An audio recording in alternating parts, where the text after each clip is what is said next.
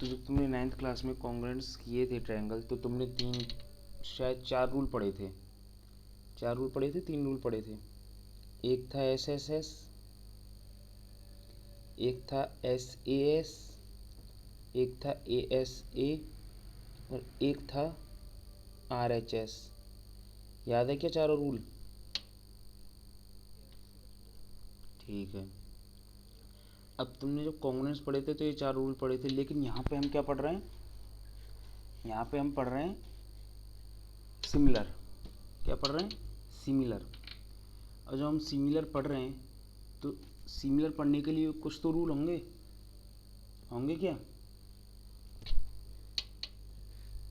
भाई? जैसे इस कॉन्ग्रुएंट्स के लिए 4 रूल थे, सिमिलर पढ़ने के लिए पहला रूल होता है तुम्हारा ट्रिपल, या तो इसे ट्रिपल ए रूल कह लो या इसे डबल ए रूल कह लो। कौन सा? या तो ट्रिपल ए रूल या डबल ए रूल। ठीक है, तुमसे इसका double a rule triple a rule का तुमसे प्रूफ वगैरह तो कुछ नहीं पूछा जाता। हाँ, इसको समझने के लिए मैं थोड़ा समझा देता हूँ कि समझने के लिए ये होता क्या है। तो देखो, सबसे पहले तुम्हारे एक थ्योरम के रूप में आता है ये, कि थ्योरम क्या है। थ्योरम है तुम्हारी 6.3। ठीक है, उसमें है क्या? थ्योरम में है इफ़ इन 2 ट्रायंगल्स, मतलब 2 ट्रायंगल्स में करस्पॉन्डिंग एंगल्स आर इक्वल। इस तरीके से मान लो 2 ट्रायंगल हैं, इनमें ये करस्पॉन्डिंग एंगल्स इक्वल हैं। क्या है? करस्पॉन्डिंग एंगल्स क्या हैं? Equal. Then their corresponding sides, तब उनकी करस्पॉन्डिंग साइड्स जो हैं are in the same ratio और प्रोपोर्शन, वो सेम रेशियो में होंगी या प्रोपोर्शन में होंगी। And hence the 2 triangles are similar, और इसी तरीके से 2 ट्रायंगल क्या हो जाएंगे? सिमिलर। तो अब ये क्या है? थ्योरम है। इसमें तुम्हें ये दिया हुआ है कि तुम्हारे पास जो ट्रायंगल्स हैं ना, जैसे इस तरीके से तुम्हारे पास 2 ट्रायंगल्स हैं, ये पहला ट्रायंगल, ये दूसरा ट्रायंगल। मान लिया ये ABC है और ये DEF है। ठीक है, अब तुम्हें ये 2 ट्रायंगल दिए हैं, तो तुमसे ये कह रहा है कि ये जो दोनों ट्रायंगल हैं, इन दोनों ट्रायंगल्स के एंगल्स तो क्या हैं? इक्वल हैं, करस्पॉन्डिंग एंगल्स। पर तुम्हें प्रूफ ये करना है, तुम्हें बताना ये है कि इनकी जो करस्पॉन्डिंग साइड्स हैं वो सेम रेशियो या सेम प्रोपोर्शन में हैं, जिससे कि दोनों ट्रायंगल क्या हो जाएं? सिमिलर हो जाएं। अब देखो, इसके लिए जो क्राइटेरियन होता है ना, इसके लिए जो क्राइटेरियन होता है वो होता है, जो हम क्राइटेरिया यूज़ करते हैं वो हम करते हैं criteria use triple a rule. कौन सा? Triple A. Triple a rule का मतलब क्या होता है? ट्रिपल ए रूल का मतलब होता है कि इसके तीनों एंगल्स क्या हैं? Same, equal. ठीक है, ट्रिपल ए रूल का मतलब।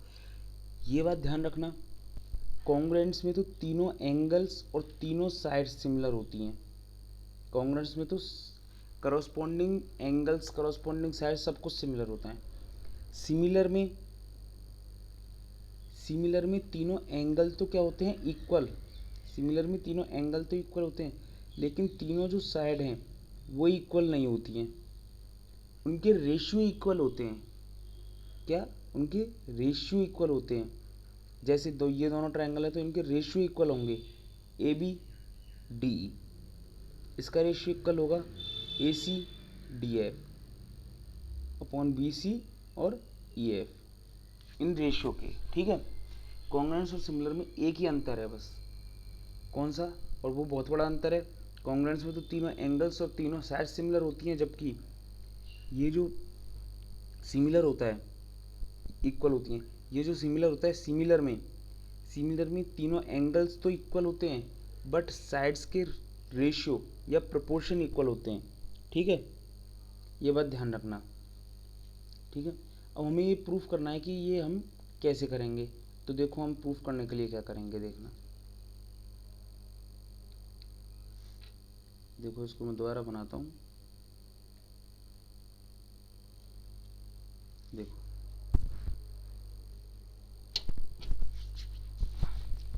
हमने क्या लिया कि ये दोनों कोई ट्रायंगल हैं। हमने क्या लिया? ये दोनों कोई क्या है? ट्रायंगल। ठीक है, ये ट्रायंगल है ABC और ये ट्रायंगल है DEF। ठीक है, क्या लिया हमने, कोई ट्रायंगल, ठीक है। ये हमने दो ट्रायंगल लिए, हमें क्या बताया है कि इनके एंगल्स क्या हैं, इक्वल, क्या हैं, इक्वल, ठीक है। एक मिनट रुकना,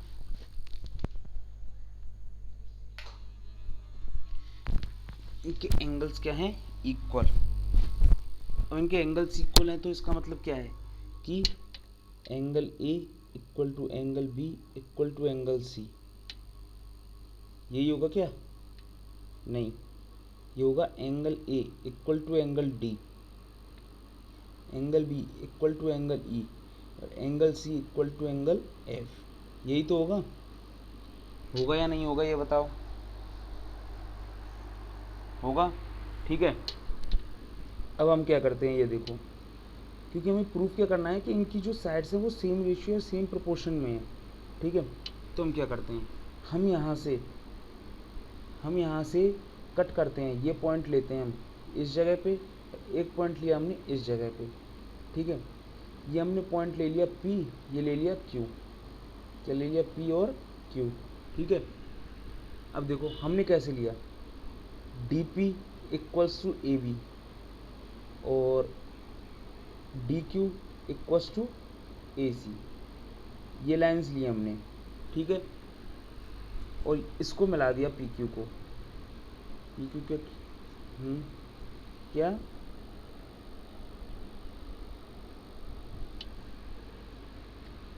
ये हमने अपनी तरफ से कट किया है ना, हमने अपनी तरफ से ये, हाँ हमने बराबर लिए हैं। हमने क्या किया है, हमने यहाँ इस DE लाइन पे एक पॉइंट P कट किया है, और वो पॉइंट P इस तरीके से कट किया है कि जो DP लाइन है ना वो इस AB के बराबर है, जो DP लाइन है वो इस AB के बराबर है, और AC लाइन है वो DQ के बराबर है, ठीक है। तुम्हारे ये पेपर में कहीं नहीं पूछेगा, तुम्हें सिर्फ बताने के लिए कि जब एंगल्स इक्वल हैं तो इनकी साइड्स का रेशियो कैसे सेम है, ये बताने के लिए मैं समझा रहा हूँ, ठीक है। अब मुझे एक चीज़ बताना, जब तुमने ये कर दिया तो क्या तुम जो ट्रायंगल ABC है, कौन सा ट्रायंगल ABC, ट्रायंगल ABC और जो ट्रायंगल ABC है, क्या वो ट्रायंगल DPQ के कॉन्ग्रुएंस होगा क्या, ये बताओ पहले, क्या वो ट्रायंगल DPQ के कॉन्ग्रुएंस होगा क्या, कैसे होगा ये बताओ, कौन कौन सी लाइंस बराबर होंगी, साइड इक्वल है और बीच का एंगल इक्वल है, भाई A और D भी तो इक्वल है ना, तो ये कॉन्ग्रुएंस हो गया, ठीक है। अब इससे जब ये कॉन्ग्रुएंस हो गया तो हम क्या लिख सकते हैं, angle B equal to angle P लिख सकते हैं क्या, ये वाला एंगल इसके इक्वल, और ये एंगल E के भी इक्वल है, ये एंगल इसके भी तो इक्वल है, भाई B एंगल E के इक्वल है कि नहीं ये बताओ, B एंगल E के इक्वल है, और हमने ये अभी प्रूफ किया है कि B एंगल P के इक्वल है ना। तो मुझे ये बताओ, क्या जो PQ होगा वो EF के इक्वल होगा क्या, पैरेलल,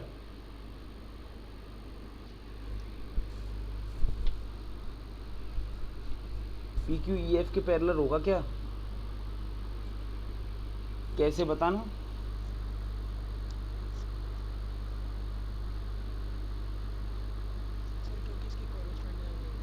करस्पॉन्डिंग एंगल इक्वल है, ठीक है। तो यहाँ तक आ गया तुम्हारा PQ पैरेलल है EF के, ठीक है। अब यहाँ से देखना क्या रिजल्ट निकलेगा। अब मुझे ये बताओ, जब PQ EF के पैरेलल है तो क्या मैं DP upon PE equals to DQ upon QF कर सकता हूँ क्या, कर सकता हूँ, ठीक है। इसी तरीके से क्या मैं AB upon DE equals to AC upon DF लिख सकता हूँ क्या, इसको इस DP की जगह मैं AB लिख सकता हूँ क्या, इस DQ की जगह AC लिख सकता हूँ क्या, भाई DP AB के इक्वल है या नहीं है, DQ AC के इक्वल है या नहीं है ये बताओ, अगर ये इक्वल है तो मैंने डी पी की जगह ए बी लिख दिया, डी क्यू की जगह ए सी लिख दिया, कोई दिक्कत नहीं है। ठीक है, अब ये देखो, जब इस तरीके से हो गया ना कि ये देखो, अब ये बताओ करस्पॉन्डिंग साइड्स इक्वल आई या नहीं आई? करस्पॉन्डिंग साइड्स का प्रोपोर्शन इक्वल आया या नहीं आया, ये बताओ। ये करस्पॉन्डिंग साइड्स का प्रोपोर्शन इक्वल आ गया, ठीक है। इसी तरीके से सिमिलरली हम अगर इसको दोबारा प्रूफ करें, इसके लिए दोबारा कुछ बनाएं, इससे बढ़िया हम इसे सिमिलरली लिख सकते हैं। Similarly A B upon D E बराबर equals to B C upon E F लिख सकते हैं क्या? सिमिलरली, ठीक है, क्या लिख सकते हैं हम इसे? सिमिलरली ये होता है, ठीक है। इसलिए इनका क्या रेशियो सेम आ गया? क्या आ गया? क्या रेशियो सेम? बिल्कुल, ठीक है। तो अब देखो इसका, इससे हुआ क्या, हमें दिया था, अगर तुमसे कभी पूछे भी ना, वैसे तो तुमसे थ्योरम में पूछता नहीं है कि थ्योरम दे दिया और तुमसे पूछ लिया कि इसे प्रूफ करो, ठीक है। लेकिन फिर भी अगर तुमसे पूछ ले तो तुम इसे इस तरीके से प्रूफ कर सकते हो? कर सकते हो क्या? ठीक है, इस तरीके से प्रूफ कर सकते हो।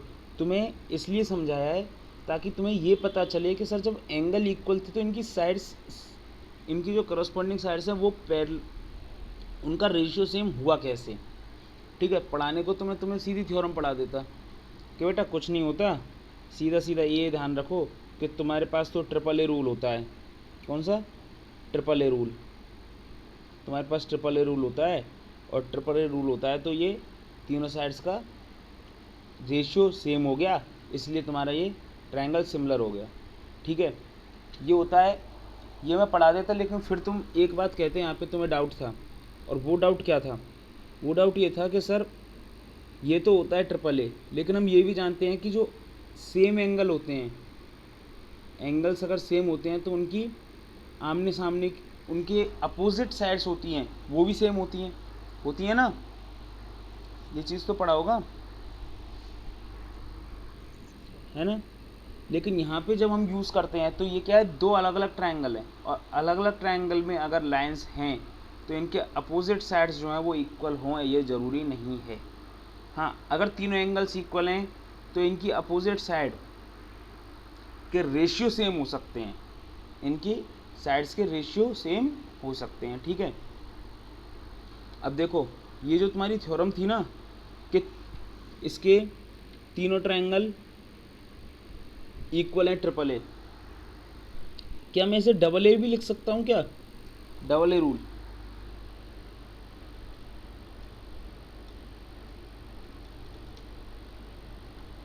बताओ मुझे, क्या मैं इसे डबल ए लिख सकता हूँ क्या? जल्दी बताओ। हो जाएगा? बिल्कुल, ठीक है, ये हो जाएगा। क्यों? क्योंकि जब दो एंगल्स इक्वल हो गए तो तीसरा एंगल तो ऑटोमेटिकली इक्वल होगा ना। जब दो एंगल्स इक्वल हो गए तो इसका तीसरा एंगल तो ऑटोमेटिकली इक्वल होगा, ठीक है। अब देखो, इसके बाद जो अगला क्राइटेरिया है वो है तुम्हारा triple S, side side side, ठीक है। क्या है तुम्हारा? Triple S, side side side. एक मिनट रुकना, मैं एक चेक कर लेता हूँ कहीं ये साइड साइड साइड तुम्हारे कोर्स में से हटा तो नहीं दिया है।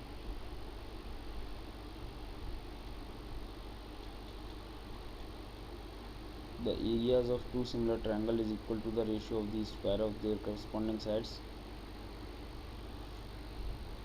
ओके, ये नहीं हटाया है। चलो देखो, तुम्हारा तीसरा होता है क्या? दूसरा ट्रिपल एस, ठीक है। ट्रिपल एस का मतलब क्या है?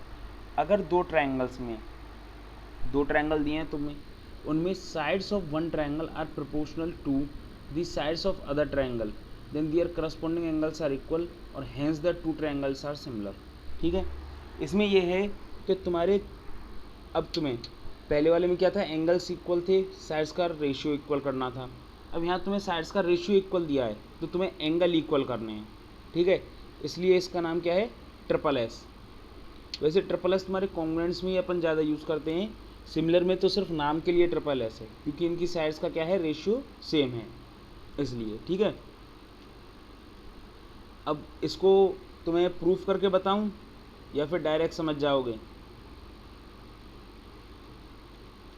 बताओ, प्रूफ करके बताना हो तो।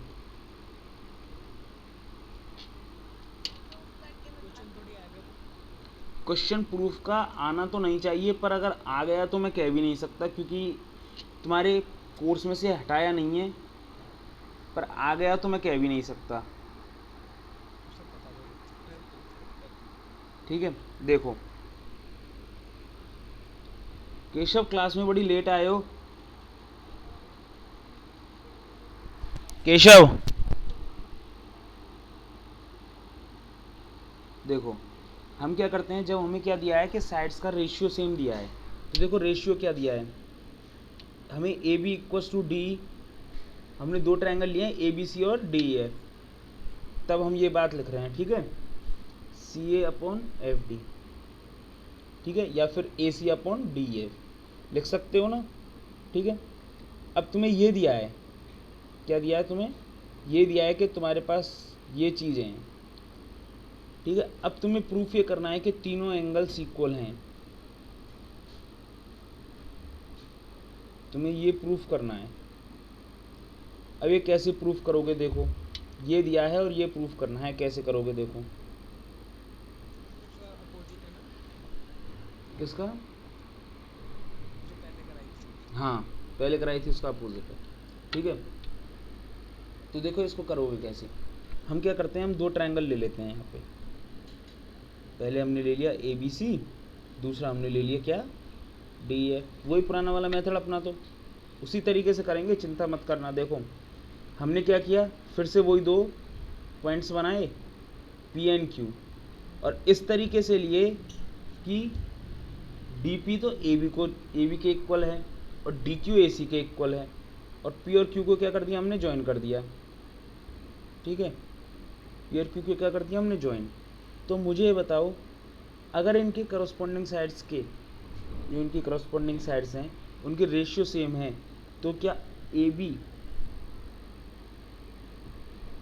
तो क्या D P upon P equals to D Q upon F Q होगा क्या, ये होगा क्या?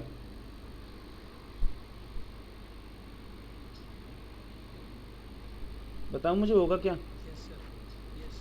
कैसे? क्योंकि A B upon E F equal है या नहीं है, ये जो ए बी लाइन है, A B upon E F का रेशियो इक्वल है A C upon F D F के रेशियो के, है ना?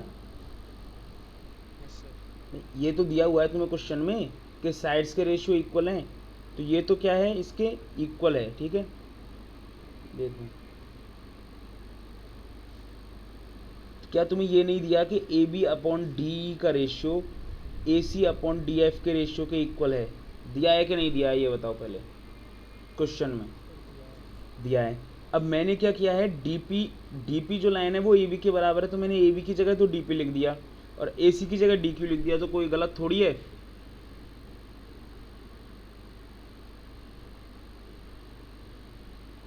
है क्या गलत? बोलो।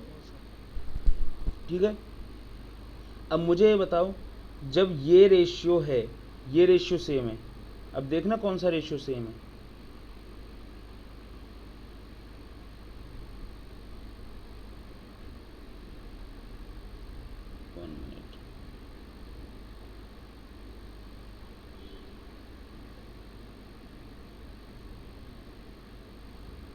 जब डी पी अपॉन पी का रेशियो सेम है D Q upon F Q के रेशियो के, तो क्या मैं ये लिख सकता हूँ कि जो पी क्यू है वो पैरेलल है ई एफ के?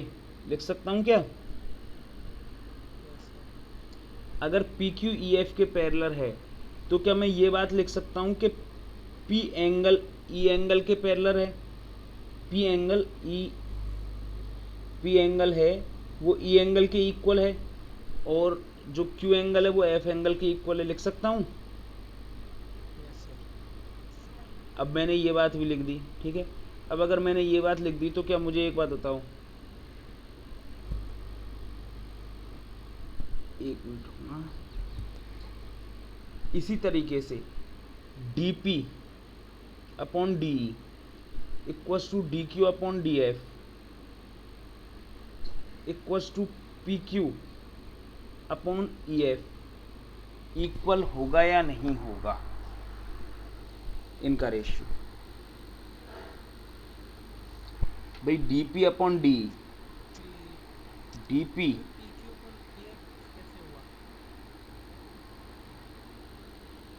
P Q upon E F कैसे हुआ। ठीक है, देखो तुम मुझे ये बताओ कि ये जो लाइन थी, ये लाइन, अगर ये एंगल इक्वल है, ये जो लाइन है ये इस पूरी के रेशियो के इक्वल है डीपी अपॉन डी। भाई DP upon D ratio D Q upon D F के रेशियो के इक्वल होता है, तुम्हें बताया था ना 6.2 में। और ये जो पी क्यू है ये सी एफ के क्या है, पैरेलल है। पी क्यू क्या है, ई एफ के पैरेलल। लेकिन क्या ये पी क्यू जो है वो ई एफ से, ये हम कह सकते हैं कि ये ई एफ पे ही काटी हुई है।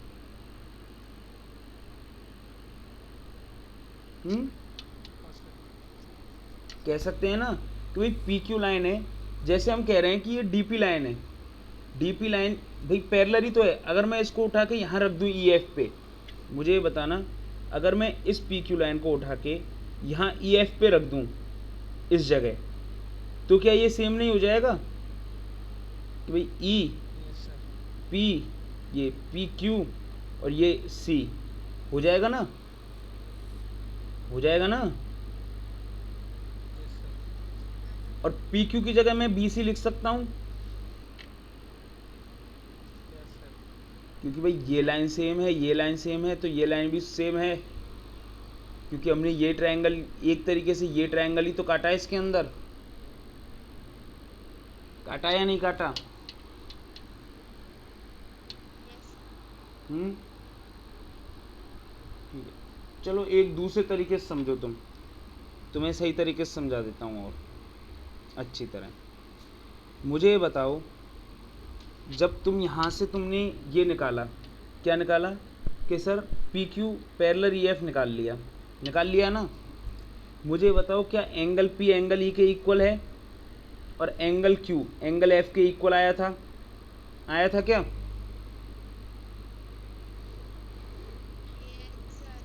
ये आया था। तो मुझे ये बताओ क्या एंगल डी ये कॉमन नहीं आ गया क्या? एंगल डी, भाई ये वाला पूरा ट्रायंगल और ये छोटा ट्रायंगल, क्या ये एंगल डी कॉमन नहीं आ गया? ये चीज भी तो लिख सकते हैं हम कि एंगल डी के बराबर है।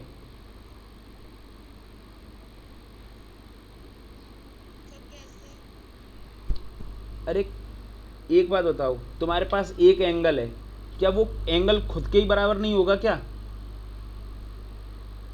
हम क्या कर रहे हैं, देखो हमारे पास, हमने ये P Q parallel E F आ गया, ठीक है। अब हम क्या कर रहे हैं, हम दो ट्रायंगल ले रहे हैं, ये समझो तुम। तो हम क्या कर रहे हैं, हम दो ट्रायंगल ले रहे हैं। कौन कौन से ट्रायंगल? कि सर हम ट्रायंगल ले रहे हैं, ट्रायंगल डी ई एफ, और ट्रायंगल हम ले रहे हैं डी पी क्यू। हम ये दो ट्रायंगल ले रहे हैं, ले लिया हमने। भाई हम दो ट्रायंगल ले रहे हैं सर, डी ई एफ और डी पी क्यू, ठीक है। हम क्या कर रहे हैं, हम दो ट्रायंगल ले रहे हैं, ले सकते हैं ना।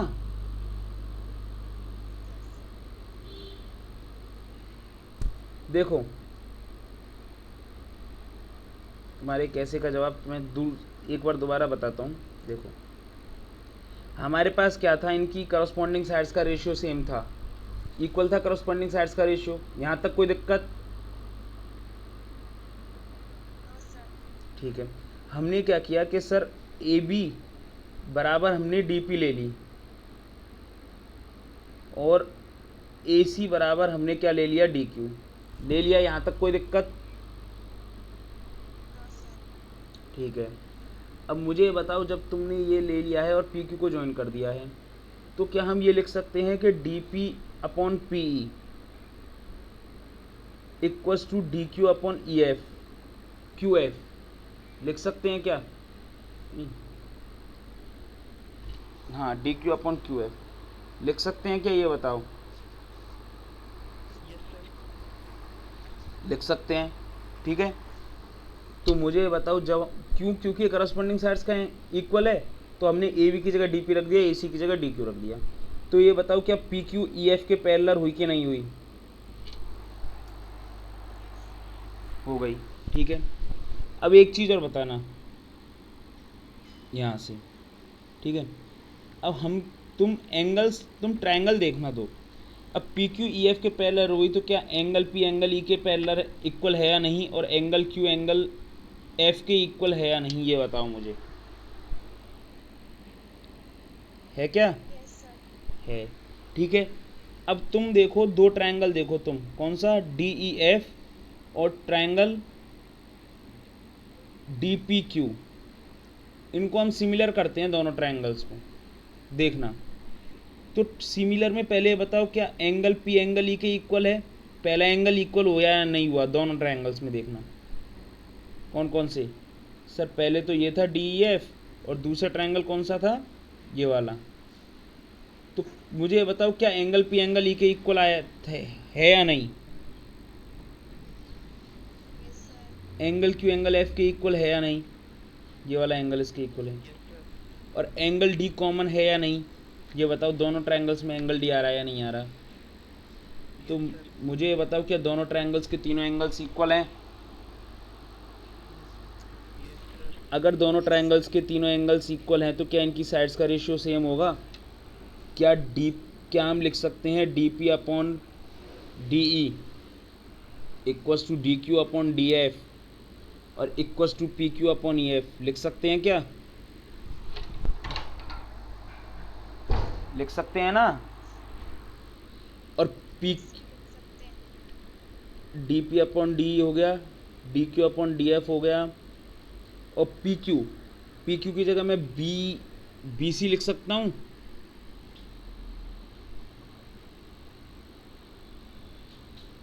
बी सी लिख सकता हूँ क्या?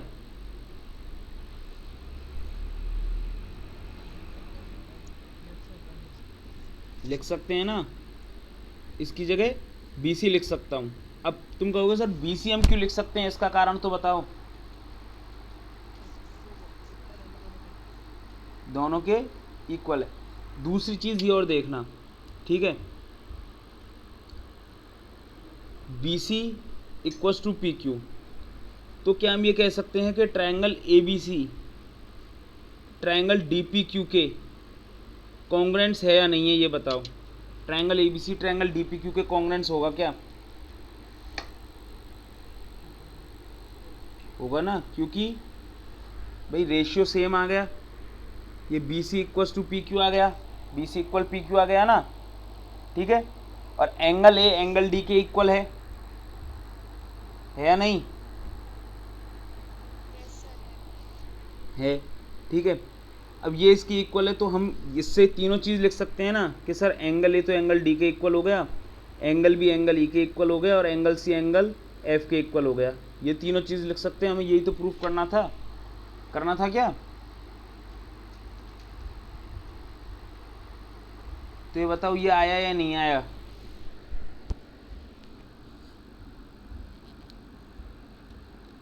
आ गया क्या?